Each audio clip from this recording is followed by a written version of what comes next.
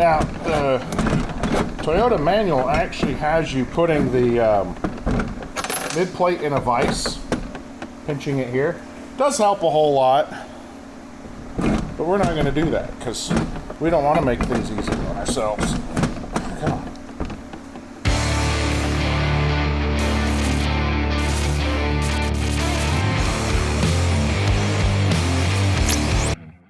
Hello and welcome to the shop. I'm Jared and this is the Questionable Garage, and sitting on the table in front of me is about $3.22 in scrap metal. But throughout the course of today's episode, we're going to do our best to turn this scrap metal into a usable transmission worth more than $3,500. Now, you may be looking at these parts and are kind of curious, what type of transmission is it? Well, it is a Toyota R-Series transmission.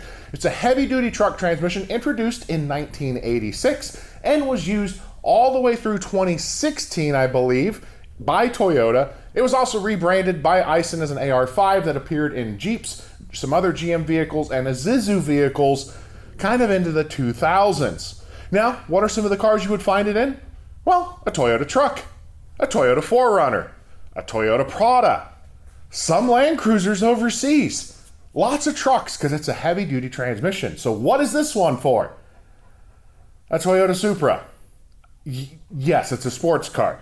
It may seem kind of funny that a truck transmission found its way into a sports car, but Toyota, being Toyota, realized the W-Series transmission wasn't going to handle the power that the turbocharged 7M GTE would make. Also, because of the long stroke of the 7M, it doesn't turn a ton of RPM, so they figured it would be a perfect match. Rather than start from scratch, grab something from the parts bin and make it work. Now, I mentioned, not having a lot of RPM, it doesn't matter. That's referencing the synchronizers. We're gonna get into some of the meat and potatoes as we put this thing back together and get it usable again. Rather than, just talk to you here at the table this entire time. What we will do is go over some main components really quick of what we've got here. We can talk about it more as we build it, and we will talk about the specific failure this transmission had. All right, guys, we're gonna take just a real quick second and tell you about today's sponsor, Raycon, and their everyday classic earbuds. Now, you've seen Raycon on the channel a lot, and that's because it is a product I absolutely love. I work really hard to present and work with companies I use, and I really do use these things all the time. I'll use them when I'm mounting tires. That is a really obnoxious sound. Just air hissing and popping and banging. Well, thanks to the noise cancellation now on the everyday classic earbuds, I don't have to hear any of it. I can just listen to my music or podcast if you've got that going on. Plus, with multi-connectivity, I can go straight from working in the shop, listening to music from my phone, to sitting down, opening up my laptop, and reviewing the latest edit from Editor Dwayne. Plus, with fall coming along and the temperatures finally getting a little bit cooler, you want to look your coolest as well, and that is where Raycon makes it easy. They've got tons of colors to pick from. I've got the nice indigo blue. You can get different protective cases, so that way you don't wear out and damage your recharging battery case for your earbuds. Raycon makes it as easy to express your own style as they do to make it, to listen to your music. Another thing I love about Raycon is you get multiple different silicone tips to make sure they fit your ears perfect and they don't fall out while you're working. With up to 32 hours of battery life and quick charge, which means in just 10 minutes you can get back up and listening for a good stretch of time, you seriously can't go wrong with the value of Raycon. They punch way above their price point, and then nothing about them is cheap. They are just affordable, really good stinking earbuds. With over 3 million customers and a 30-day happiness guarantee, get your own pair by heading on over to buyraycon.com/questionable. You're gonna get 20% off site-wide. That's site-wide, whether you're getting the everyday classics, the everyday earbuds, they have headphones, they have a lot to make your audio enjoyment a whole lot easier. Buyraycon.com/questionable. That saves you 20%. Again, huge thank you to Raycon for sponsoring this episode, and guys, by you supporting Raycon, it helps to continue to support the channel. Now, any of you Toyota folks out there, when I say an R-Series transmission and failure, there's two really that happen. Shift forks and thrust washers. Comment below, what do you think this one particularly had? Timestamp it so I know you're not cheating and you've already watched to see what failed. Now, yes, I'll address it's fully apart. That's because originally I was just doing a quick inspection on this transmission. I tore it down really quick with my friend hanging out. We thought it was good, and it turns out it wasn't. It was very, very bad. So that slowly turned into, well, hey, let's build a transmission together. Also, you'll notice all the parts are clean.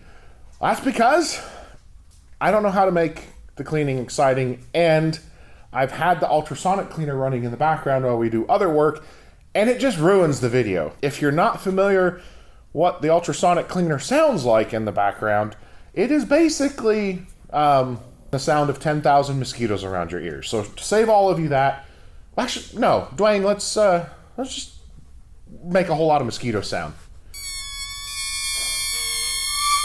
You're welcome. You didn't have to deal with that. So if you have never seen inside a manual transmission before, you have three main shafts inside a manual transmission.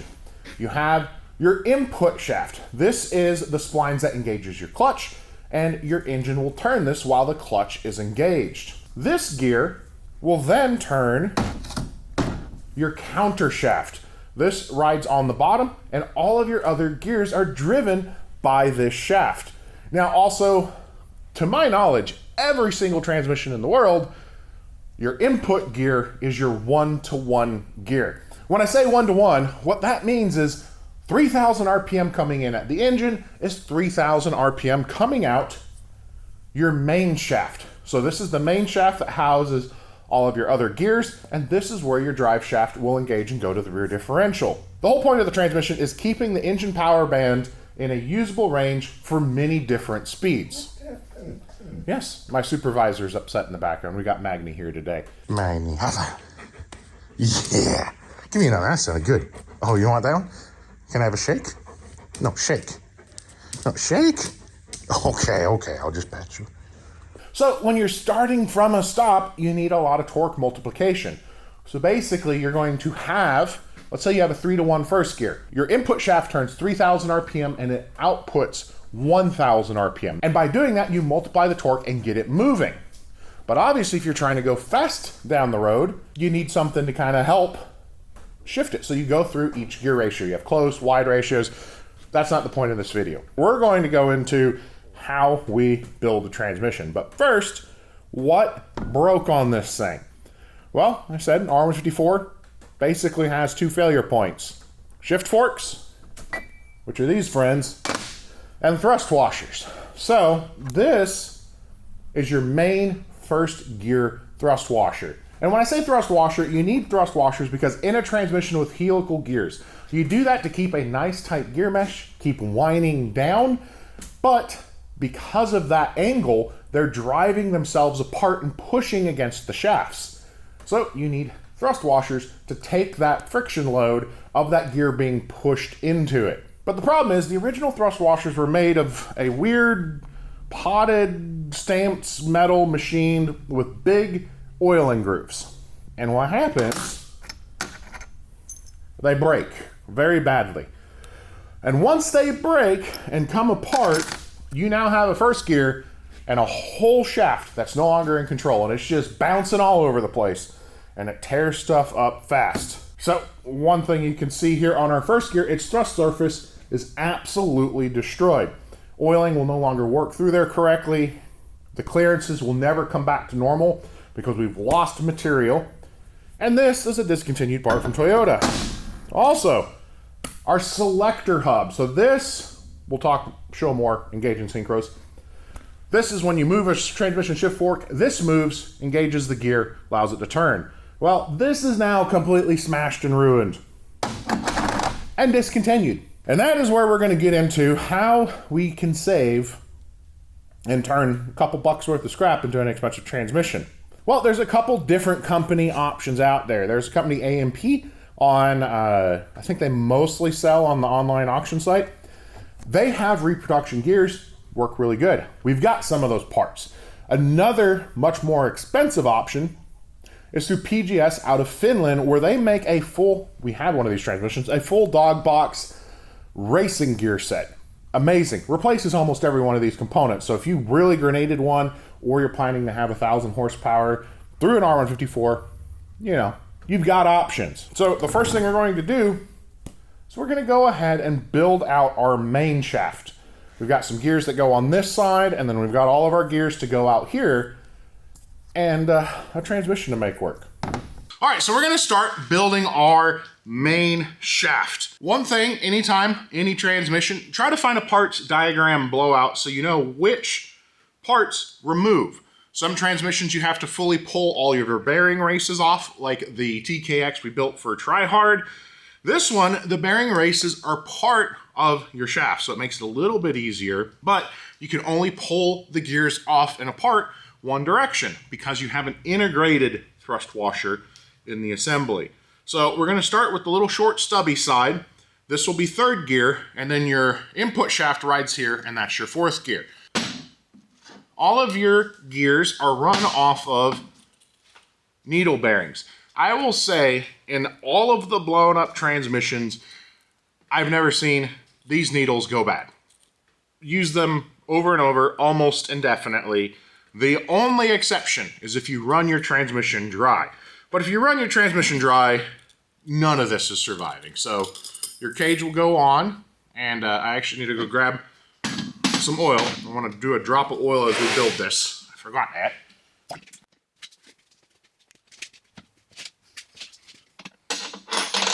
Matching our synchros really quick. So the synchros are kind of the soft metal wearing. These act as a speed brake to your gear that when the selector starts moving, it helps lock them in basically. Get this gear, because it's more or less stationary, and it gets it spun up to speed very quickly. That'll do. Now, as you're putting it together, remember to put your gear on the right way. The selector goes here, not on the other side. I've seen some people fully pre-soak the synchronizers. I'm not going to say it's a bad thing, but I am going to say I don't understand it. You know, there's wetting the metal, but I don't see how giving it a full bath is going to make it absorb anything like you do in a automatic. Those clutches clearly absorb fluid. Next part, make sure you put all of your gears and selectors in the right orientation. Now, if you look, this has an open space for basically a thrust surface, a retaining. This has one side that is a flat thrust surface, and the other half, which is just pointed and not a wear surface. So these two will go together. Also, when you're putting them together, your synchronizer needs to lock into your selector. They have little locks here. So make sure you line up your keys or you'll never get it built back together correctly. Two options when you're putting these together. You can put this in an oven, warm it to a couple hundred degrees, and it's going to slip in real nice and easy. Or you can go to the press and press it down. We're going to go with the press option. Look out, Supervisor Butt. Yeah? All right. Now, none of these parts should go together with tremendous force. They also should never come apart with tremendous force, so it feels like you're really having to whack on them. You got something a little bit off. Okay. We got our keyway set. The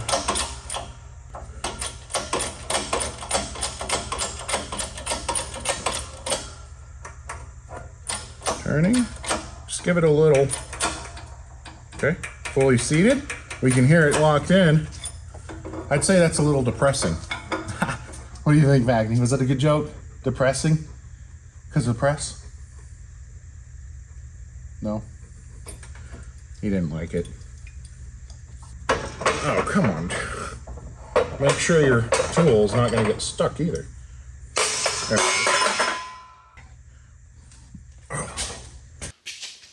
So we got our first one together. Now, how do these things stay together? We've got a mixture of snap rings and circlips. So, get this lined up here. Now, I'm just going to kind of talk you through. We're going to get this side We're gonna get second and first gear together. I'm just gonna time lapse the next exciting moment, if you guys are okay with that.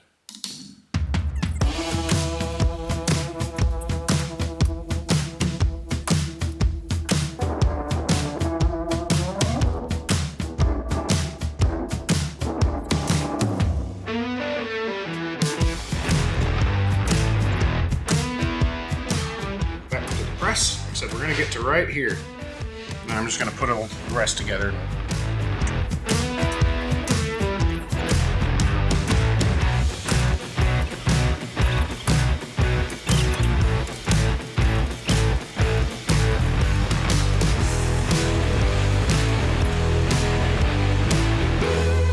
So, what holds this in isn't a traditional snap ring. It is basically a clip that you just knock out.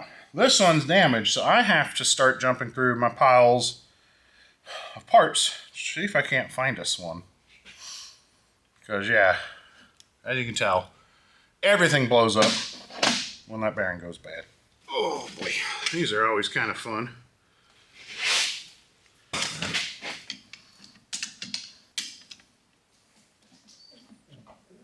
Magni, I got a little blanket set up and everything for you. There we go. So that's going to keep this component in place. Next up, we need a first gear. And this one is cooked. Now, one thing you'll notice is it has a little taper there. That's a bearing spacer. That was a bearing spacer. So, we drop down the bearing spacer. Drop that down. Synchronizer. New first gear. Now we're to the point. Good. Way better. So we're going to put this in. That drops down, and then we press the bearing on, and that locks this chunk of the shaft together. And it's ready to go into the mid shaft. That thrust washer has a little pin you need to get into a shaft. I had to clean this hole multiple times. I'm hoping it's finally to the point it will accept it. One big worry is when these things go like it did, that it kills these shafts, and thankfully this one was not that severe. Basically, the moment on an R series transmission you start to feel it popping itself out of gear, stop the driving. Otherwise, you will be in a world of hurt. Oh, there it goes. That keeps this from spinning. I'll drop on down. Boom. Then we need to get our new mid bearing. Now with these, you've got to watch. This groove is for your mid plate. You can kind of cheat. Faces the tail shaft half. That'll come down. You get pressed right down on it, and then, like I said, we're good to go.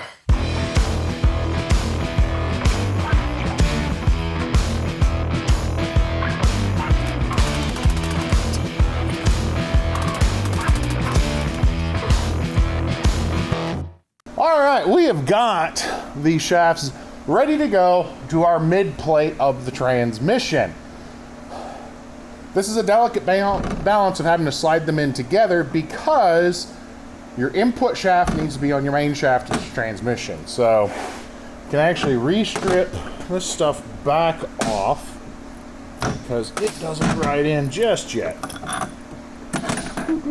Get that ball out. There we go. That makes things a little bit easier to work in. You do have your output fully assembled. This will be your retaining plate. I did mention we'd show. So what can happen in a lot of torque, heavy load application, this will actually start flexing, allowing things to move from power. So you have these nice, there we go, nice thick machined upgrades.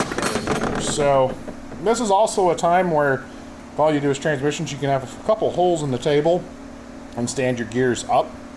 That'll help some. I'll start walking that down.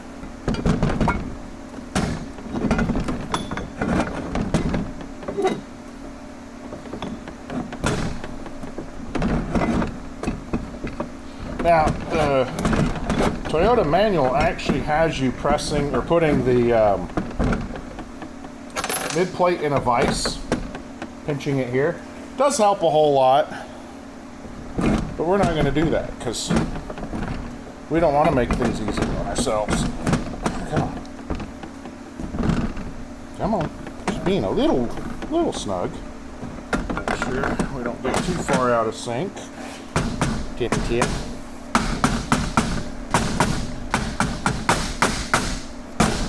She is being an extra bear today. Probably should have oiled that outer base. That would have made this a whole lot better. Also, Dwayne, I'm really sorry. I got my microphone sitting over there. That's gotta sound real good. What do you think, Maggie?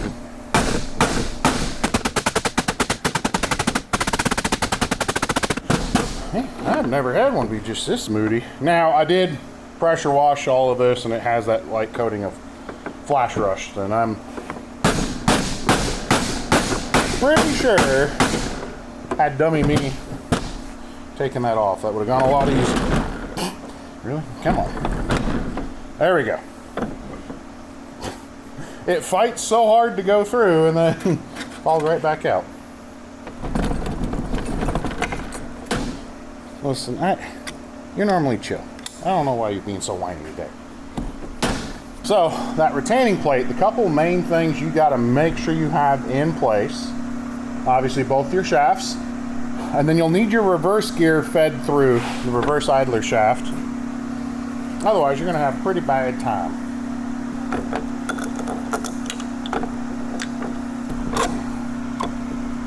So that's ends up locking in and holding there. So that's where you got to make sure that's in place. Reverse idler, direction of your teeth, I go that away.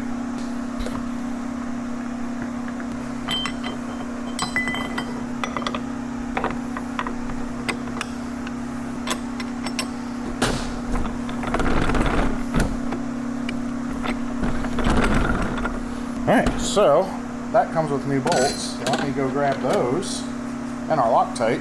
We'll get our shafts together. Then shift fork fun.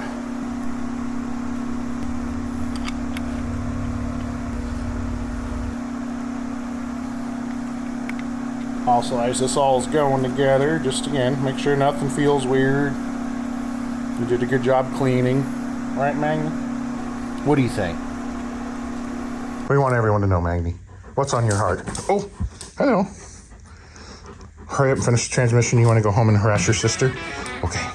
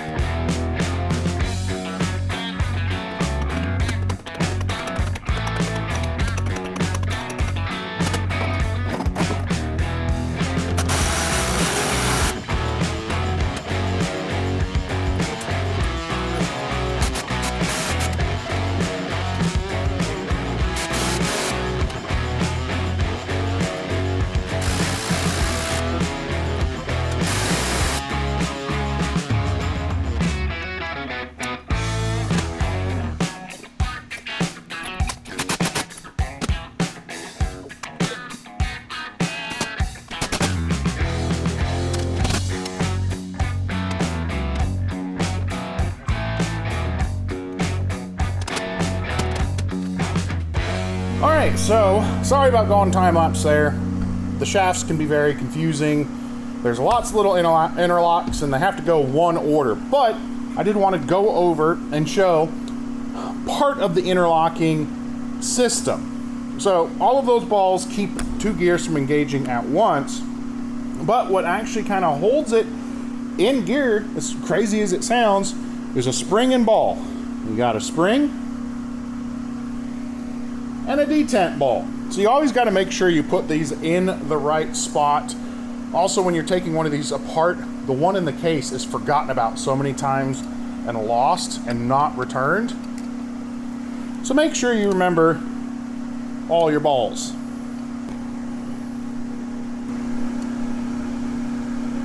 I would use a thread sealing locking compound like this orange. It's a kind of a low strength. You don't need to overdo it. Actually, remember, as I'm doing my ball count, I'm short one. Well, it's because this tranny was missing its 5th ball. And that's why I had that mental note to tell you, make sure to always put your balls back. I still just go back and remember when an R154, I don't want to say it was dime a dozen, but they were common and pretty affordable. It got to, I remember one point my friend was just kind of tired of having so many around. Some good, some broken, but he had a ton of them. And he got rid of them all for scrap.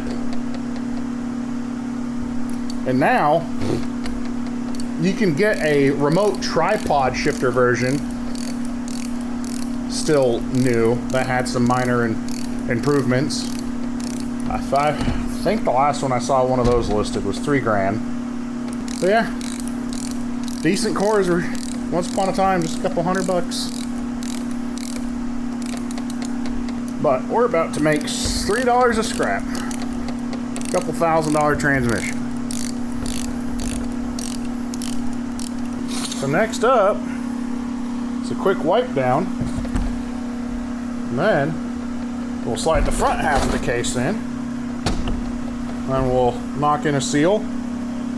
Slide in the back half of the case.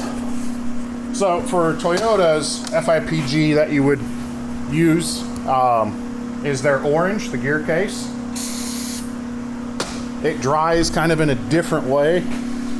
Almost in that it's, you know, like never quite 100% dry.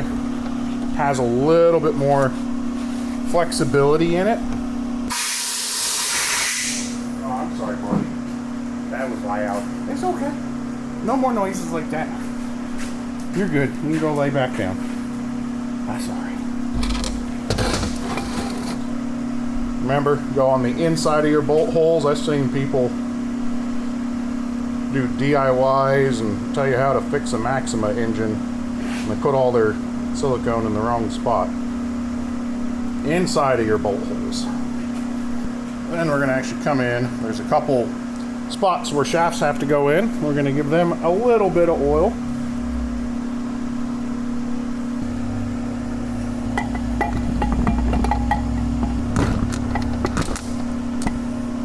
Well, my oil has now run out on my grease, on my sealer. I don't like that.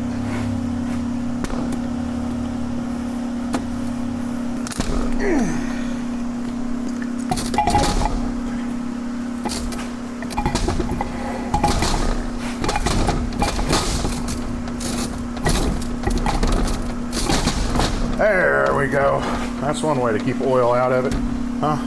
We'll go ahead and get our snap ring. Magni just stabbed the heck out of him. We're going to get our snap rings in the front. Then that's the real fun. We got to play with the shift fork while doing everything else too.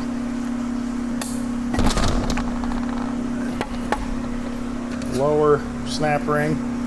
This ends up positioning the bearings and the whole trans in the end of the day. It's kind of crazy. Have this tilt slightly forward, just so if any of that oil runs down before I fully cinch it, we're not in trouble. So this will live here. This is going to ride in with the case and has to slide into position. It's some finagling, but I got to knock in a seal into this real quick. Something that's so forgotten about: pull this little plastic and clean inside there. You must do that, or you're gonna have a really bad time, because all of the metal, everything loves to live right in there. Now your R series transmission, maybe you don't have something like that, but it's gonna have a little crevice somewhere. So maybe take it as you don't necessarily have to pull a little piece of plastic and clean, but do look for all of your little nooks and crannies and holes and crevices, hard to reach spots, and make sure you get those cleaned really good, because that's what's going to set you apart from rebuilding junk. Oh, that was way too much. Rebuilding something junky and rebuilding something really good. All right, so now the fun. All right, that's started in. Get your shifter flag. Now, real common modification on these transmissions, there's a custom shifter extension. You cut and modify this, which requires welding and modifying that. I've done it a few times. That's because for the longest time, you just could not buy a tripod shifter anywhere. They just did not exist. Tripod R154. Now, those are the more common ones.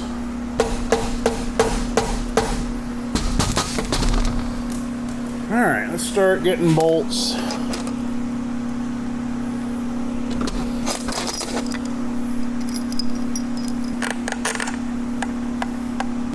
These are all the same length except for one, and I think it's pretty easy to figure out where the long one goes, I hope.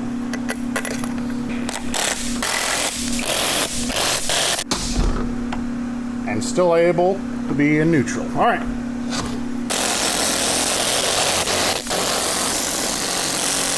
We got a detent, a shifter, and a front seal to go. There we go. Just not super lubed up synchros yet. She's spinning just fine. Fine.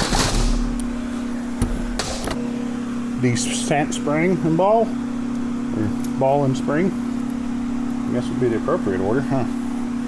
Popped in and it almost felt like there wasn't enough pressure for half a second, but we're good. And also on this side, you just have a dummy plug. I pull it so we can clean in there. Tightened. Your shifter housing. Now, these go on the bottom just to help. This makes it a whole lot more nicer, OEM complete. And since we're trying to make this a top dollar, really good tranny, you make sure you have all the parts it's supposed to. Boom. We're almost there. We almost have a good tranny.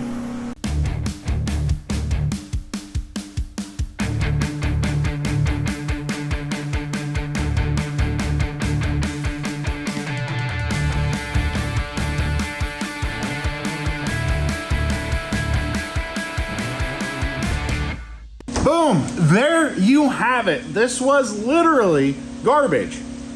It was broken to a point it couldn't be saved, and I mean, we got some clean aluminum. Again, I think it's like $3.30 worth of scrap.